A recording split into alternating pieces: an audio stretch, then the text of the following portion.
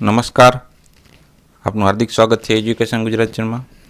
આજે આપણે ધોરણ 8માંનો ગણિત વિષયનો ચેપ્ટર પહેલાંનો પ્રેક્ટિસ વર્ક સ્વાધ્યાય 1.4 એમાં આપણે પ્રશ્ન ત્રીજો, વિભાજનના ગુણધર્મનો ઉપયોગ કરીને સાદું રૂપ આપો. એવા આપણે દાખલા છે. વિભાજનના ગુણધર્મનો ઉપયોગ કરીને જ સાદું રૂપ આપણે આપવાનું છે. રકમ આપી છે પહેલી 6/7 ગુણાકારમાં 3/4 વત્તા 6/7 ગુણ્યા 11/4.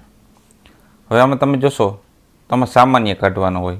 તમે જુઓ 6/7 બેમાં સામાન્ય છે, તો પહેલાં આપણે 6/7 સામાન્ય કાઢી લેવાના. ત્યારબાદ શું બાકી રહે છે? આ તો ગુણાકારમાં છે જ બે. કાઉન્સમાં રહેશે 3/4 બાકી, વત્તાની નિશાની અને 11/4. આ રીતના પહેલાં વિભાજન થશે. ત્યારબાદ 6/7 ગુણાકારમાં અહીં તમે જુઓ છેદ સામાન્ય છે. કેટલા છે? તો કે 4. અંશમાં 3 વત્તા 11 થશે. હવે 6/7 તો એમનો ગુણાકારમાં 3 વત્તા 11 એટલે થશે 14/4. બરોબર. ત્યારબાદ આપણે હવે જોઈએ કે અહીંયા 7/2 14 થાય. 7/2 14. અહીંયા 3/2 6 થાય. અહીંયા 2/4 થાય. આટલા પહેલાં ભાગ પાડી લીધા. હવે તમે જુઓ તો કે અહીંયા 7 રદ થઈ ગયા. બરાબર. આ ક્રોસમાં એ 2 રદ થઈ ગયા. હવે વધ્યા કેટલા? તો કે અંશમાં 3 ગુણ્યા 2 અને છેદમાં વધ્યા 2. બરાબર ને? તો આ 2 પાછા રદ થઈ ગયા એટલે જવાબ આવશે 3. સૌથી પહેલાં સામાન્ય કાઢ્યું, 2 ગુણાકમાં એટલે ગુણાકાર નિશાની બહાર રાખી, પછી બાકીના પદ આપણે લખીને પ્લસ હોય તો પ્લસ, માઇનસ હોય તો માઇનસ. 2 છેદ સરખા છે એટલે લસા કાઢવાની જરૂર નથી. અંશનો કર્યો સરવાળો, ક્રોસ ગુણાકારમાં આપણે જે છેદ ઉડતા હતા એ રીતના ઉડાડ્યા એટલે જવાબ આવ્યો 3. બીજો દાખલો જોઈએ. બીજો દાખલો છે 2/9 ગુણકમાં 7/2 વત્તા 2/9 ગુણકમાં 5/2. આમાં સામાન્ય શું છે? તો કે 2/9. તો પહેલાં લખવાનું 2/9 ગુણકમાં બાકી રહેલ પદ 7/2, પછી વચ્ચે નિશાની શેની છે જોવાની? પ્લસની, તો પ્લસ 5/2. આગળ જે દાખલામાં કર્યું એ પ્રમાણે જ 2/9 ગુણકમાં છેદ સરખા એટલે કે છેદમાં 2, 7 વત્તા 5. 2/9 ગુણકમાં 7 વત્તા 5 કરશું એટલે આવશે 12/2. 7 પ્લસ 5 એટલે થશે 12/2. હવે તમે જુઓ છો કે 2 તો તમે અહીંયા સામે સામે ઉડી જાય છે. અહીંયા 3 3 9 ને 4 3 12. એમાં પણ આ 3 3 ક્રોસમાં ઉડી જશે. તો વધ્યા કેટલા? તો વધ્યા અંશમાં વધ્યા 4 અને છેદમાં વધ્યા 3. હવે આને અશુદ્ધ અપૂર્ણાંક ના કહેવાય. બરાબર. અશુદ્ધ અપૂર્ણાંકમાં રૂપમાં લખવું હોય તો આ રીતના દાખલો પૂરો થઈ જાય. આપણે જે આપણે વધારામાં જોઈએ તો કે 4×3 આ રીતના. એક તમને સમજાવું છું. 3 એકુ 3, એક વધ્યો. હવે ઊંધી ઘડિયાળનો નિયમ એટલે મિશ્રમાં ફરી જશે. જો તમે આ અંશમાં 1 ગયો, આ પૂર્ણાંકના સંખ્યામાં અને છેદમાં 3. 4/3 કરી નાખ્યા પહેલાં આપણે ભાગાકાર સિમ્પલી કરી નાખ્યો.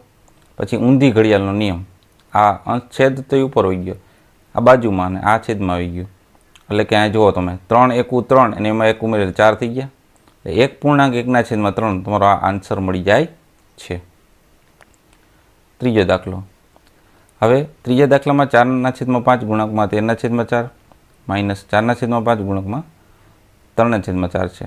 હવે આમાં સામાન્ય પદ છે 4/5 એટલે 4/5 લખી નાખું. ગુણાકારમાં 13/4 અહીં જો પ્લસની જગ્યાએ શું છે? માઇનસ, તો માઇનસ લખવાનું.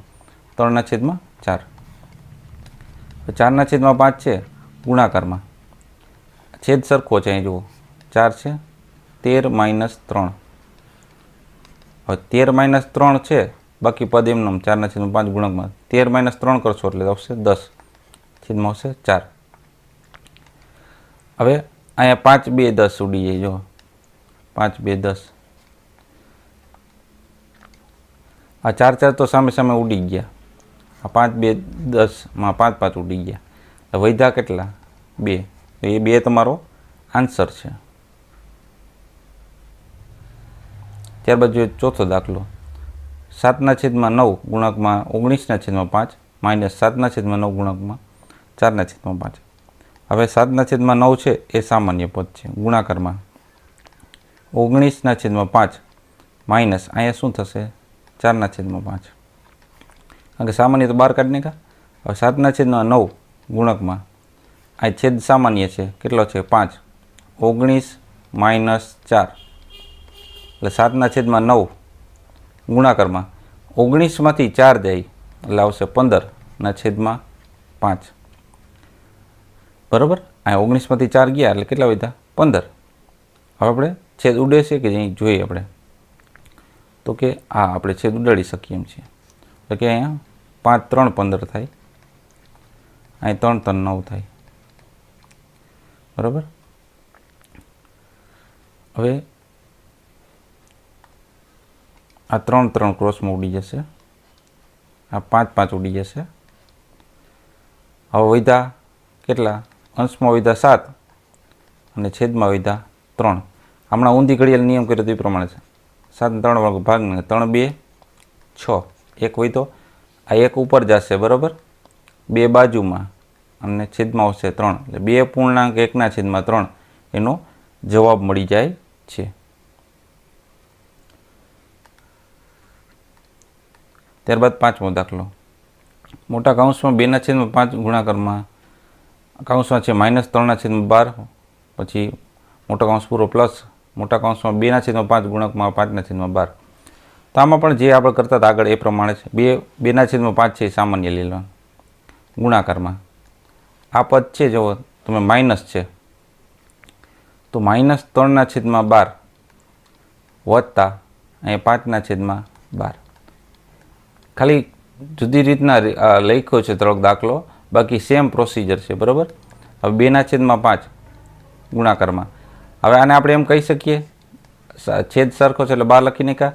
હવે આ હું એમ કહી શકું કે 5માંથી 3 જાય, કારણ કે +5 છે -3 છે એટલે આ રીતના આપણે લખી શકીએ. હવે 2/5 ગુણાકારમાં 5માંથી 3 જાય એટલે વચ્ચે 2, છેદમાં આવશે 12.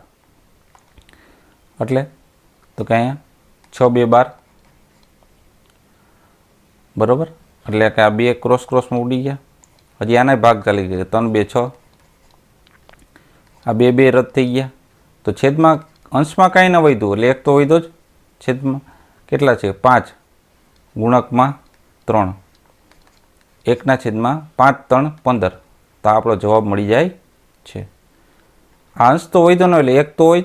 છેદમાં કેટલા? 5 ગુણ્યા 3 5 3 15 એટલે 1/15 જવાબ મળે છે આપણે. હવે જો આપણે છઠ્ઠો દાખલો છેલ્લો. વિડીયો ગમ્યો હોય તો લાઇક શેર કરજો. અગત્યના દાખલાઓ છે. કોમેન્ટમાં જણાવજો તમે કયો દાખલા બીજા જોઈ છે. હવે આમાં સામાન્ય છે 9/16. બરાબર? ગુણાકમાં -3/9 વત્તા થશે 4/12. બરાબર? આ રીતના છે. હવે આમાં તમે જોજો છેદ સરખા નથી. 9/16 લખને કા ગુણાંકમાં. હવે આપણે 9 અને 12 એમાં છેદ સરખા કરવા એટલે આપણે એનો લસા કાઢવો જોશે. બરાબર? એટલે કે તમને રીત ના આવડતી તો આ રીતના તમે લસા કાઢી શકો. સૌથી પહેલાં 9 અને 12. 3 3 9, 4 3 12, 3 1 3, 4ના ભાગના ચાલે. બરાબર? 4 1 4 એટલે કે 4 3 12. આ રીતના 4 3 12, 12 3 36. તો 36 લસા આવ્યો, માઇનસ 3/9 લખને કા 9 4 36 થાય તો અંશને 4 વડે ગુણવાના, વત્તા 12 3 36 થાય તો 4 ને 3 વડે ગુણવાના ઉપર, બરાબર. હવે 9/16 થઈ ગયા ગુણાકારમાં, માઇનસ આ લસાનો પ્રોસિજર તમને ખ્યાલ પડી ગયો. પછી છેદ કરવા 36 કર્યો તો ઉપર અંશને એટલે ગુણ્યા જો છે. 4 3 12, 12/36 વત્તા 4 3 12/36, આ રીતના થઈ ગયું, બરાબર.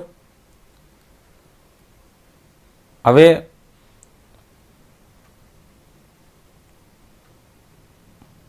આપણે 36 સામાન્ય લઈ, 12 માંથી 12 0, બરાબર. હવે 9/16 ગુણકમાં 36 સામાન્ય લીધા, 12 - 12 એટલે 0 થઈ ગયા. હવે 0 થયા હોય અહીંયા શું થઈ ગયું 0, 9/16 0/36, બરાબર.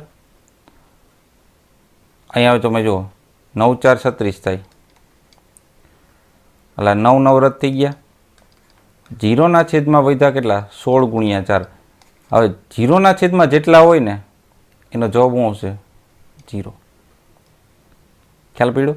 આ 12 માંથી 12 તો વયા ગયા એટલે ઉપર વધ્યું 0. આ 9 4 36 ચાલો તો 9 9 રદ થઈ ગયા તો છેદમાં કેટલા વધ્યા 16 ગુણકમાં 4, બરાબર. પણ એ ઉપરાંત આપણે જે અંશમાં 0 વધ્યો તો 0/છેદમાં જેટલા પણ હોય એ શૂન્ય થાય છે, ખાસ ધ્યાન રાખવાનું. તો આ તો આપણે વિભાજનના ગુણધર્મનો ઉપયોગ કરીને સાદુરૂપ આપવાના દાખલા. આ તો પાર્ટ બીજો. જોતા રહો એજ્યુકેશન ગુજરાત ચેનલ, શીખતા રહો. થેન્ક યુ, આભાર.